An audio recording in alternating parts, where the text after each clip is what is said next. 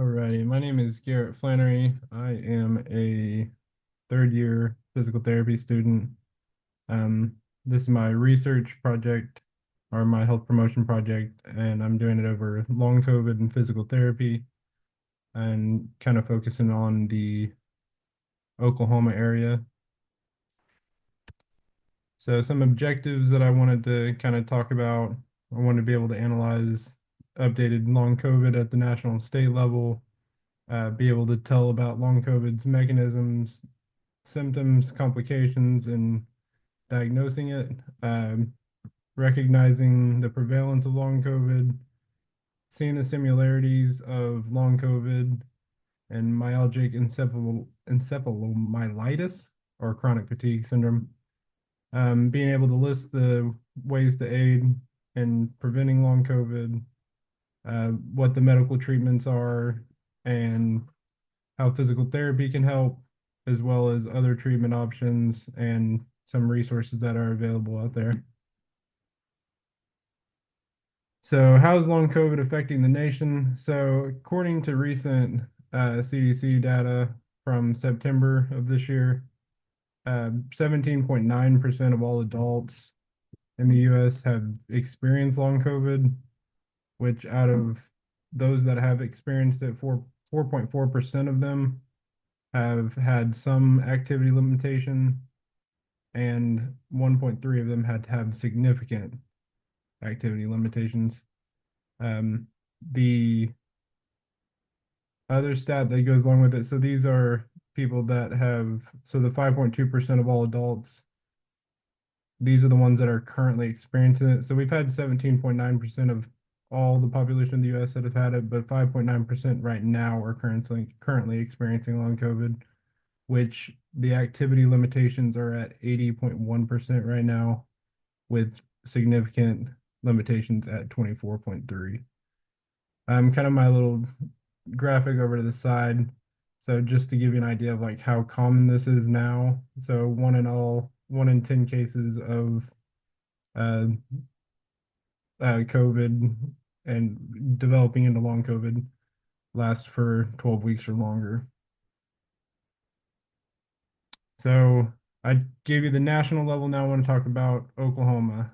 So there is recent data, same from the CDC of September 24, that Oklahoma does lead all 50 states in adults who have experienced long COVID, and we lead all states at 24.8%. So a quarter of all of the population of Oklahoma have had long COVID, whereas 7.3% of the population has it now, which is still the fifth highest.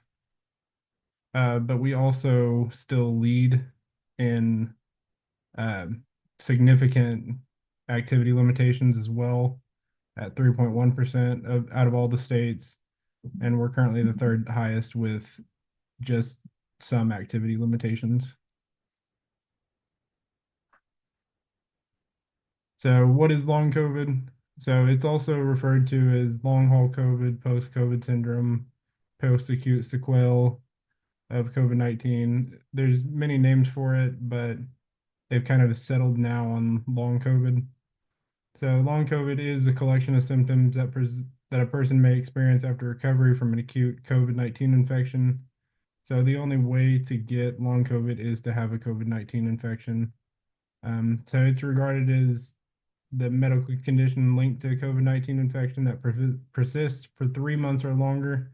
So, they list it as it has to be at least the 3 months or the 12 weeks for it to become long COVID. Um, the symptoms from this can range from mild to significantly debilitating, and the symptoms of long COVID may just stop. They may get worse, get better. They may come and go as time goes on. There's not a real set timeline to kind of when these things kind of go away or come on.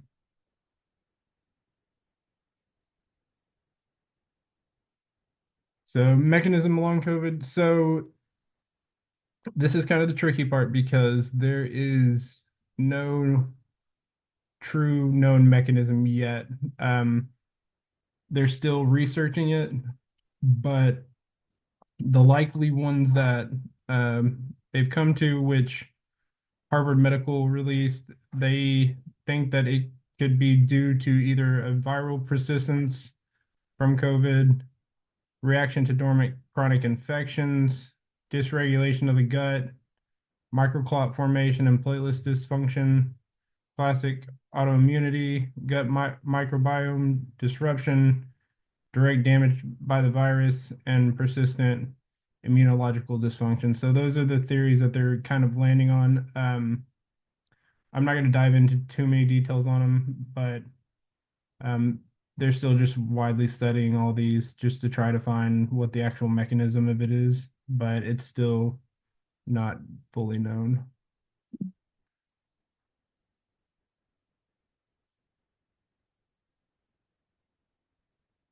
All right, symptoms of long COVID. So there is over 200 identified symptoms of long COVID. Um, the most commonly reported that you'll hear and see is that people list they have fatigue, brain fog, and post-exertional malaise, um, which post-exertional malaise was one of the highest that was uh, reported, which is uh, having a significant decrease or significant increase in your symptoms or worsening of your symptoms as you do a physical or mental activity.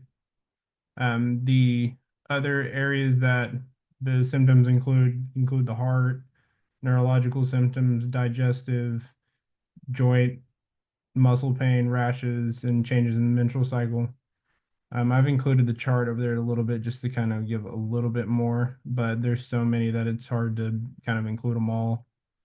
But the reason why we don't have anything right now to be able to determine if somebody's symptoms are due to long COVID is just because there's so many of them.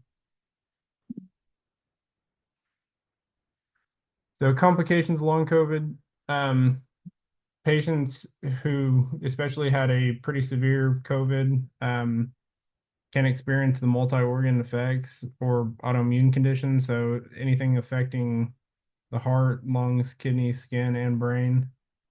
Um, Even patients who had COVID-19 were more likely to develop worsening conditions such as diabetes, heart conditions, blood clot, and neurological conditions. Diagnosing long COVID. So this is kind of where we get stuck with this. So since there isn't a definitive test because they don't know the course of action or the mechanism of it, you can't determine somebody has long COVID by a certain test. So they kind of use screening, like a medical history or symptom review, just to be the best option. Some of the stuff they include on the evaluation screening include a history of COVID infection, which the only way to get this is by getting COVID. But the more times you're infected by COVID, the higher chance you have at getting this.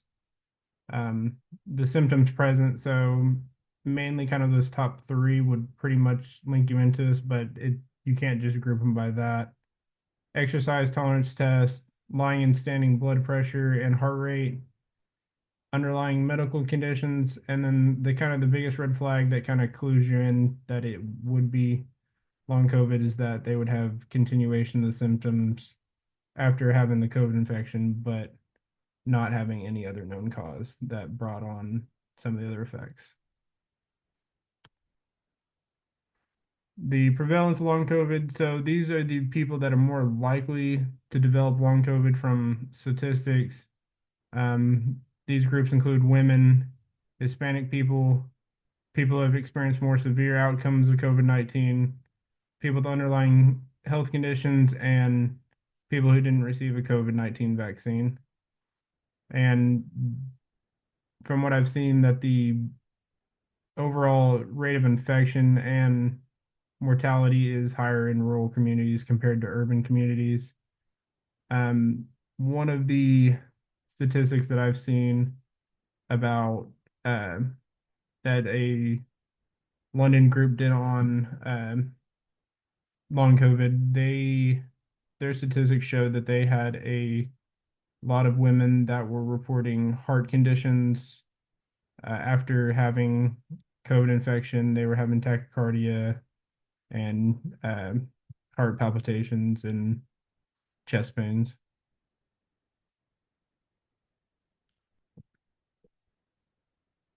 Long COVID and chronic fatigue syndrome. So these were very similarly related. They're both chronic illnesses that last a while. The reason why they are including kind of the link to them is because their symptoms are similar, but the only thing with chronic fatigue syndrome or ME CFS is that you can't get chronic fatigue syndrome without, or you can't get long COVID unless you have a COVID-19 infection, an acute COVID-19 infection. So they're kind of using them as like a comparison because the symptoms like the severe tiredness, the kind of brain fog, the trouble concentrating, they're very linked to each other. So they're trying to use some of the stuff they used to treat chronic fatigue, which isn't very much, but they're trying to use it to help with long COVID.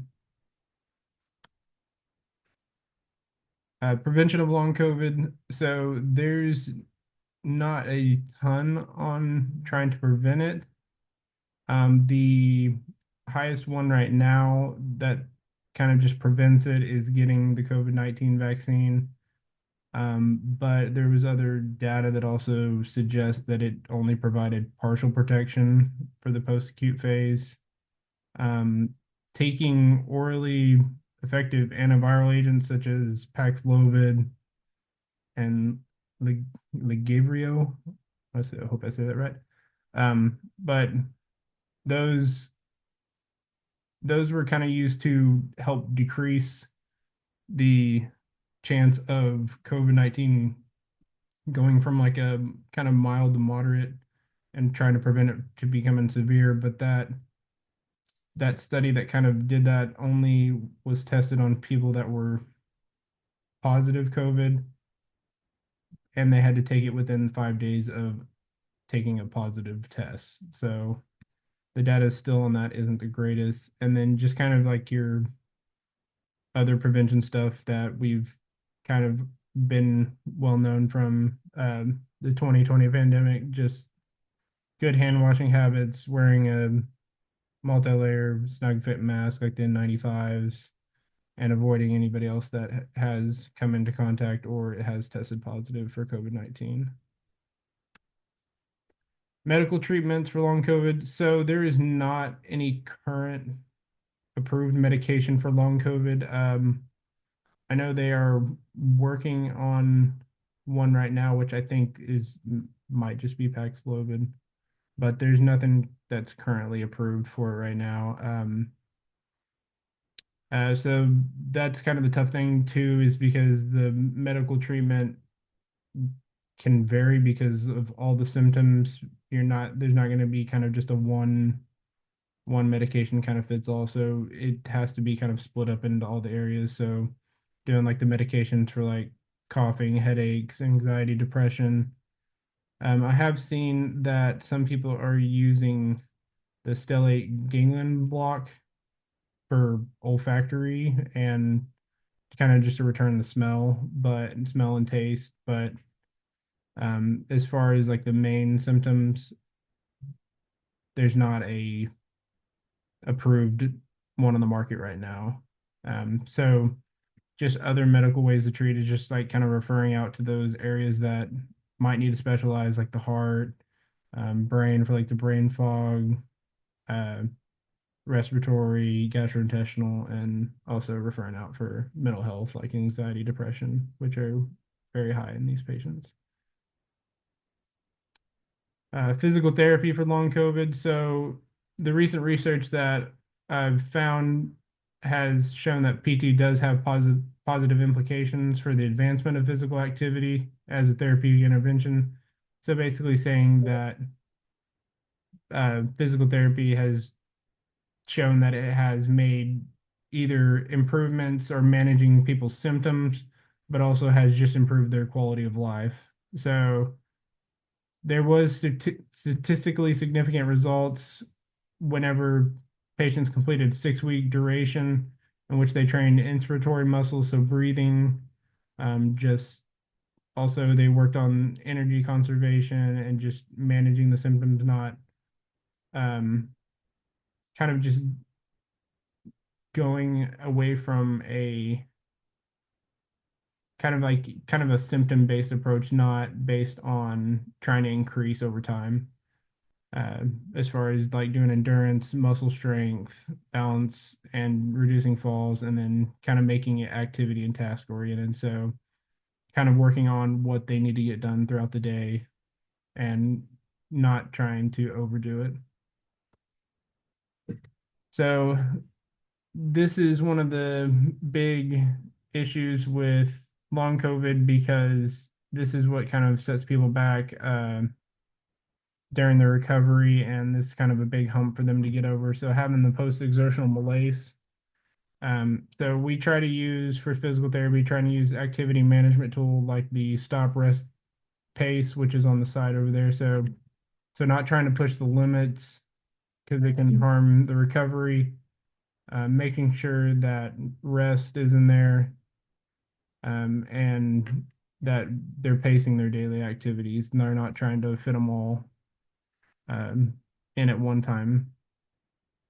So just educating patients about using their energy conservation and these pacing strategies to try to avoid post-exertional malaise.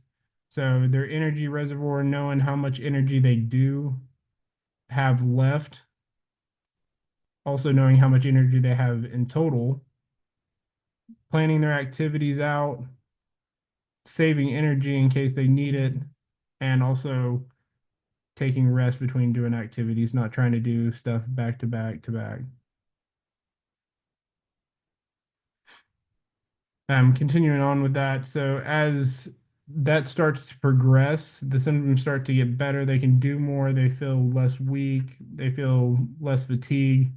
They start to see significant improvements after 3 months, where some see up to 6 months. But the physical therapy for it needs to be graded. So, like for example, I have on there increasing the amount a patient walks. Um, we're doing core strengthening, increasing that by 10%. Then, but where I have down at the bottom, so that is not graded exercise. Graded exercise is where every time you kind of come in, you are increasing the amount that they're doing either week, no matter how their symptoms are. So it has to be based on symptom approach. So if they're doing something and they're supposed to hit a higher amount, they don't have to hit that amount. And the best way to kind of monitor all this is doing heart rate. So making sure you teach them how to take their heart rate, but also showing them how to take it and trying to keep their weekly average within 15 beats per minute. So lung recovery. So breathing exercises are great to help with lung recovery, especially with the fatigue. So doing breathing exercises will help with anxiety and stress, restoring the diaphragm function, and increase the lung capacity. I've given an example of doing a breathing exercise. So all the first ones are just kind of 1 through 4, kind of just gives you a position that you can put yourself in, and it tells you how to set it up. But essentially, you want to place your hands on your stomach and take a breath in and feel your hands rise. And then you're going to exhale and feel the tension kind of release, but you don't want to force it out. You kind of just let it flow out. So just doing these um, for a minute and trying to do them 2 or 3 times a day, especially between activities, would be great. Other treatment options. So the best one is just going to be function, like optimizing their function and just focusing on the worst symptoms that they're having. whether that's the brain fog or heart issues or the fatigue, and then also managing the underlying conditions that might play a factor into it. Using diaries or journals or calendars to help document like their changes in their symptoms, and kind of making like a complete rehabilitation program, which includes multiple healthcare providers, so including occupational therapy, physical therapy, speech, medicine, just kind of getting an all around holistic approach to it. So I've included a handout for you. So it kind of just sums up a little bit of what we've talked about too, but also includes like just ways to do one of the breathing exercises, how to pace throughout the day for energy conservation, and kind of just gives you some uh, resources or statistics about long COVID. Some resources that I have. So these are some more national ones. So we have COVID.gov, just has links to give you any like support services for long or for COVID just in general, but they also have long COVID. CDC for preventing long COVID. It's just more information, a lot of stuff that I used for here. Patient and client resources. So there is some good handouts from the APTA when they did the physiotherapies World PT Day, and they've got a very good handout that explains a lot of more of the post-exertional malaise, fatigue, and brain fog a little bit in more detail. Um, they also have an activity diary where you can do what we talked about, doing the calendar or the little journal to track your uh, rest and sleep and activity. And then there is um, a CDC patient tips for providers for long COVID. So it kind of gives you a over.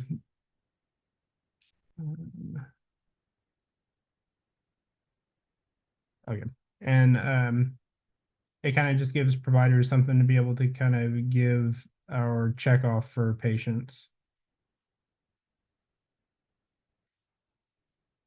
All right, and then the local resources. So I've included the Hillcrest Hospital. They have the post recovery care, but they also have multiple locations. But I included the Henrietta location on there. There's Norman Regional Post COVID Recovery Program in Norman, Oklahoma. Online resources like the Oklahoma Mental Health and Substance Abuse. They have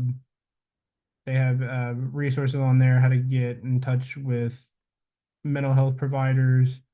The Oklahoma State Department of Health. They also have all the education about COVID. Plus, they have the COVID call center that is available 24/7. And in summary, so Oklahoma does lead the nation in current long COVID adults who have long COVID at 24%, and significant activity limits of people that have had long COVID at 3.1%.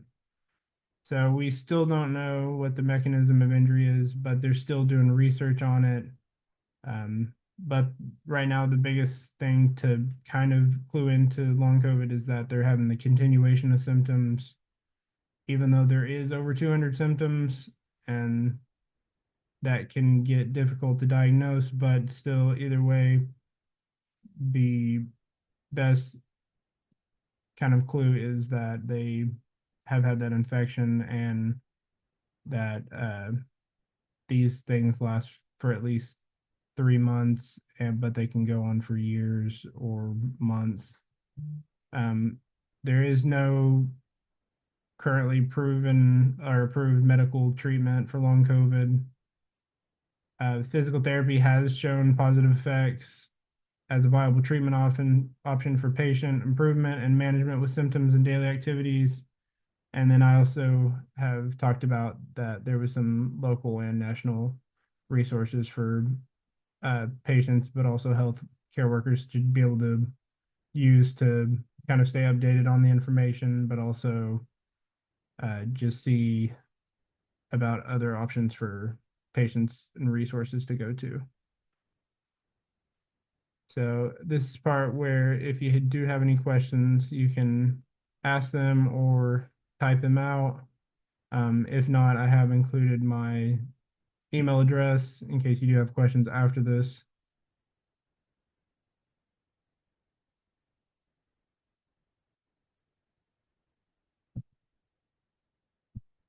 And here are my references. All right. Well, thank you for joining in and listening to me. Thank you for taking time out of your day. Thank you.